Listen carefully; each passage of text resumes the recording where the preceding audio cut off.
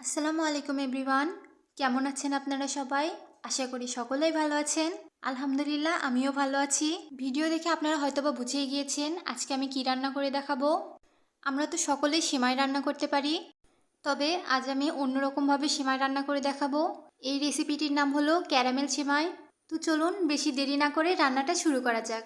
Caramel সেমাই তৈরির জন্য আমি প্রথমে ক্যারামেল তৈরি করে নেব। এই জন্য একটি পাত্রে 3 চা চামচ চিনি নিয়ে নিচ্ছি।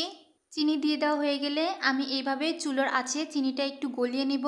আপনারা চাইলে এখানে সামান্য পরিমাণ পানি দিয়ে চিনিটা গলিয়ে নিতে পারেন। দিয়ে দিচ্ছি 1 চা চামচ কনডেন্স মিল্ক। আপনারা চাইলে এখানে কনডেন্স মিল্কটা স্কিপও করতে পারেন। সেমাইটা খেতে যেন আরও বেশি টেস্টি লাগে, এই জন্য আমি কনডেন্স মিল্কটা দিয়েছি। আপনারা চাইলে এখানে গুঁড়ো দুধও ব্যবহার করতে পারেন। আমি এখানে বলতে ভুলে গিয়েছিলাম, চুলোর আঁচটা কিন্তু লোতে রেখে ক্যারামেলটা তৈরি করতে হবে। এতে করে ক্যারামেলটা পুড়ে যাবে না। আর ক্যারামেল